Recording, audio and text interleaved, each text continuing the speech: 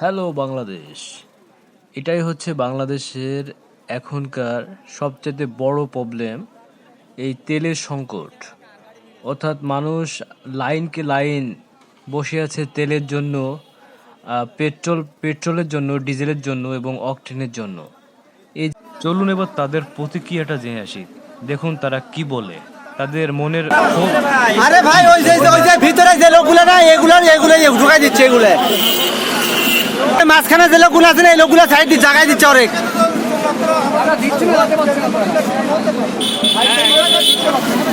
সাইডের গুলো যদি না দিত বুঝলেন তাহলে এরকম হইতো না বুঝলেন। না সাইডের গুলো না দিলে তো আমরা অত অনেকক্ষণ আগে যাইতাম।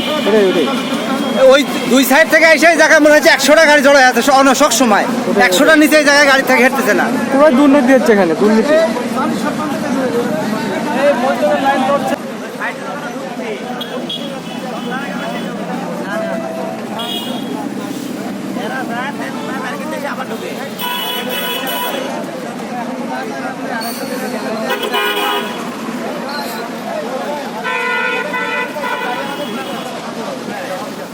আপনার ট্যানিস হয়ে যাবেন, আপনি পিছনে পড়লে হবে না তো, ট্যানিস হয়ে যাবেন শুধু একবারে।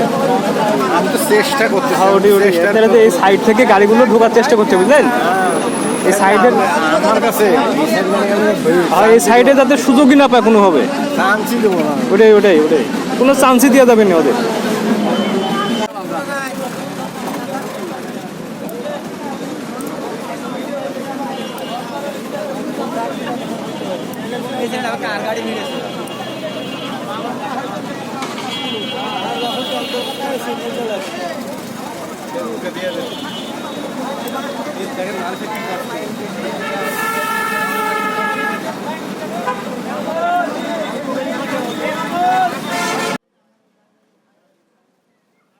আপনারা দেখতেই পেলেন যে কি অবস্থা, গাড়ির কি পরিমাণে ভিড় আর কি পরিমাণে এখানে এই গ্যাদারিং জমেছে শুধু একটুখানি তেলের জন্য।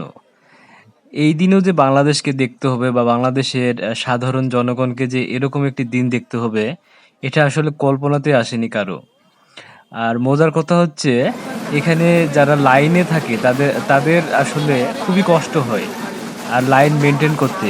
কিন্তু এই সাইড থেকে কিছু অসাধু বাইকাররা, অর্থাৎ যারা একটু প্রভাবশালী, এলাকার ডন বা এলাকার অসাধু চামচা বাটপার, এদেরকে গালি দিলেও মানে মনে হয় যে ছোট করা, মানে ছোট গালি দেওয়া হবে। আসলে এরা আসলে মানুষের জাতি না। তারা এই সাইড সুইট দিয়ে ঢুকাই দিচ্ছে গাড়ি, এসে লাইন ভঙ্গ করে একটা গ্যাদারিং বা বিশৃঙ্খলা সৃষ্টি করছে চারিদিক থেকে।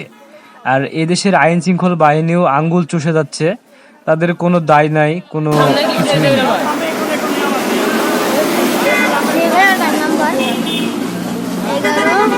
কি অবস্থা? তোমার বাড়ি কোথায়? বাড়ি কোথায়? গাড়ি কবে থেকে চালাও? গাড়ি কবে থেকে চালাও?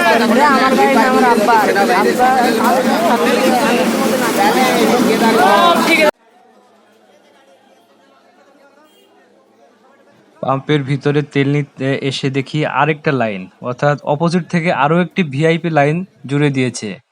কি বলবো ভাই, কিছু বলার নেই। যাই হোক, তেল তো পেলাম, এবার একটু ঘুরতে হবে। আসলে ঘোরা নয়, কিছু প্রয়োজনীয় কাজের রাজশাহীর উদ্দেশ্যে রওনা দিয়েছি। এই যে বাইকে করে আবার রাজশাহী যাচ্ছি, অনেকদিন থেকে রাজশাহী যাওয়া হয় না। এই বাইকে করে রাজশাহী রওনা দিলাম। যদিও রাস্তায় বাইক অনেক কম, এটা হচ্ছে বেলপুকুরের দিকে যাচ্ছি প্রথমে রাজশাহীতে। এই রাস্তাটা আমার খুবই পরিচিত রাস্তা। এখানে প্রায় 5-6 বছর প্রায় রাজশাহী ইউনিভার্সিটি বাসে করে এই রাস্তা দিয়ে যাতায়াত করেছি, তো মনে হয় চোখ বুঝলেও সমস্ত মনে পড়ে যায়। এই রাস্তাটা আমার খুবই প্রিয় একটি রাস্তা। এই যে বাইক নিয়ে ছুটে চলছি রাজশাহীর পথে। মাঝখানে রাস্তাতে গাড়ি ঘোড়া অনেক থাকলেও বাইকের সংখ্যা খুবই কম। আসলে তেলের সংকট তো, এই কারণে রাস্তায় বাইক অনেক কম। এই যে রাস্তায় গাড়ি নিয়ে ছুটে চলেছি, এটা হচ্ছে কাপাসিয়া বাজার। কাপাসিয়া বাজারে গাড়ি একটু স্লো করলাম। এখানে বরাবরই একটু ভিড় হয় বাজারে। এখানে একসময় বসে চাও খেলাম, কিন্তু এটা ক্যামেরাতে ধরা হয়নি। এটা হচ্ছে কাপাসিয়া বাজার। অবশেষে কাপাসিয়া বাজার ছেড়ে গেলাম। এবার কাপাসিয়া থেকে কাটাখালী উদ্দেশ্যে বাইক নিয়ে ছুটে চলেছি। এই যে এটা হচ্ছে কাপাসিয়ার ওই বাংলা ট্র্যাক ক্রিকেট একাডেমি। এখানে ক্রিকেট প্রশিক্ষণ দেওয়া হয়। অনেক সুন্দর একটি জায়গা। যারা বড় হয়ে ক্রিকেটার হতে চায় তারা এখানে এসে ক্রিকেট প্রশিক্ষণ শিখতে পারে এবং ভবিষ্যতে বড় মাপের ক্রিকেটার হতে পারে, সাকিব আল হাসান, তামিম ইকবাল বা এরকম টাইপের। এই যে আমরা কাটাখালী বাজারে চলে এসেছি।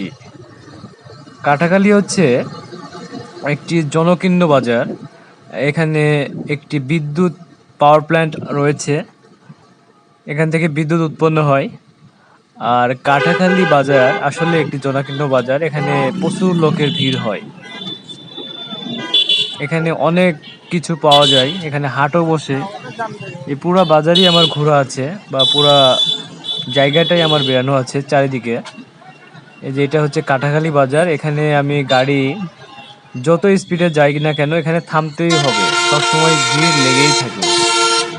অর্থাৎ আমি কখনোই গাড়ির গিয়ার পাস দিয়ে কখনো এখানে যাতায়াত করতে পারিনি।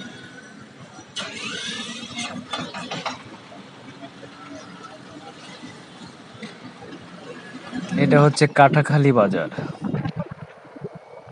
এই কাটাখালী বাজার পার হয়ে গেলাম। এই যে রাস্তায় চলেছি গাড়ি নিয়ে। এই যে 14 পায়ে যাব, 14 পায়ে। এটা হচ্ছে 14 পায়ে ফল গবেষণা ইনস্টিটিউট, এখানে অবস্থিত।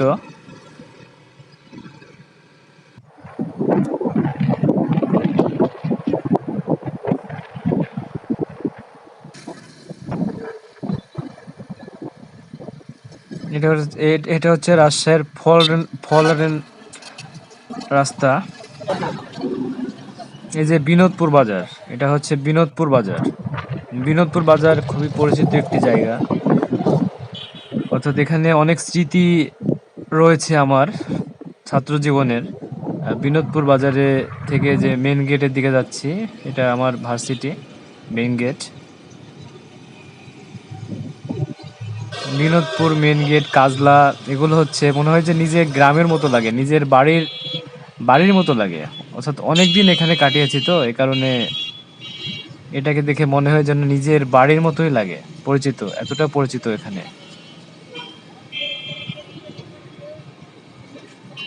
এই যে এটা হচ্ছে রাজশাহীর মেন গেট, রাজশাহী ইউনিভার্সিটির মেন গেট এটা।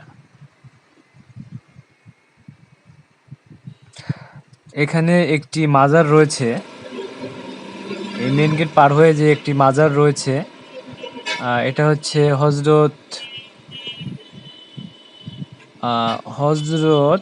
বোরহান উদ্দিন শাহের রহমতুল্লাহর মাজার, হজরত মতি শাহ রহমতুল্লাহর দরগা শরীফ।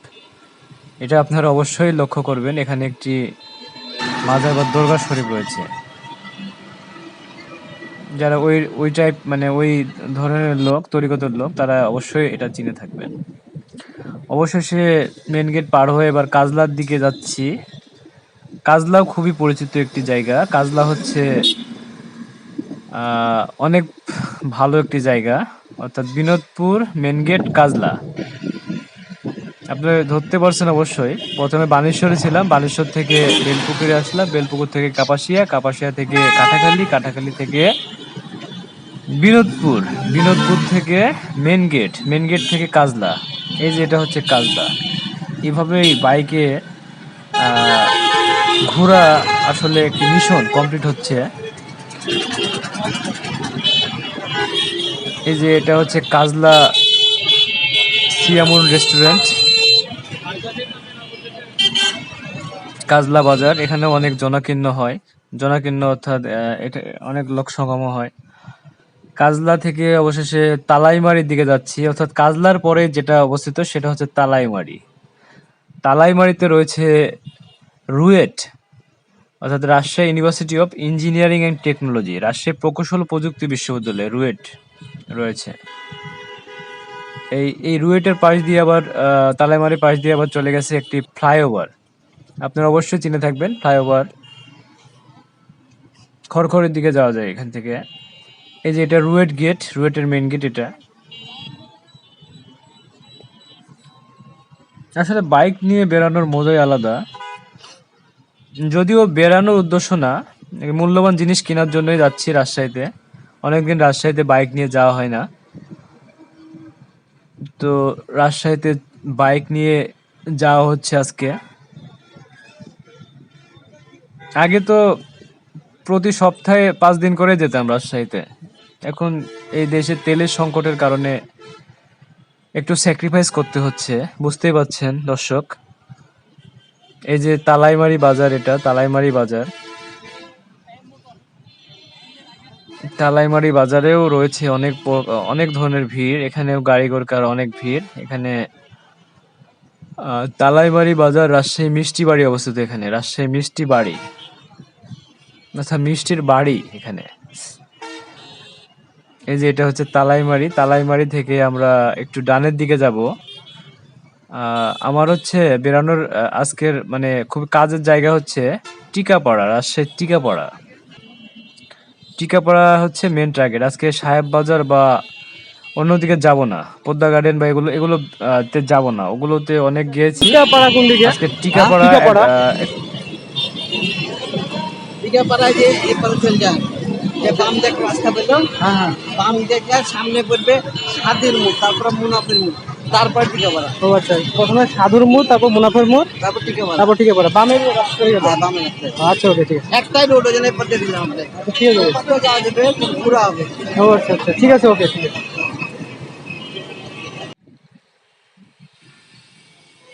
মজার কথা হচ্ছে টিকাপাড়া আমি অনেকবার গিয়েছি, কিন্তু ওটাই যে টিকাপাড়া এটা আমি জানতাম না। সাধুর মোড়, মুনাফের মোড় তো অহরহ গিয়েছি, বাট টিকাপাড়া জায়গাটা আসলে অনেকবার যাওয়ার পরেও মানে মনে করতে পারছি না যে এটাই টিকাপাড়া। তাই টিকাপাড়ার উদ্দেশ্যে রওনা দিলাম। এই যে টিকাপাড়ার রাস্তায় নেমে পড়েছি। প্রথমে সাধুর মোড় বাঁধবে, তারপরে মুনাফের মোড়, তারপরে টিকাপাড়া। টিকাপাড়ায় অনেক কিছু রয়েছে। আসলে রাজশাহীর এই রুটে খুব একটা আসা হয় না, এটা খুব একটা ইম্পর্টেন্ট রুটও না। আমরা যেভাবে সাহেববাজার, নিউ মার্কেট, উপশহর, কাদিরগঞ্জ এগুলোতে যাই, বা কোর্ট, রাজশাহী কোর্ট এগুলোতে যাই, রানীবাজার এগুলোতে যাই, সেভাবে টিকাপাড়া বা সাধুর মোড়, মনাফের মোড় এদিকে আমরা খুব একটা আসি না। এই দু একটা দরকার পড়লে আসি, তাছাড়া খুব একটা আসা পড়ে না।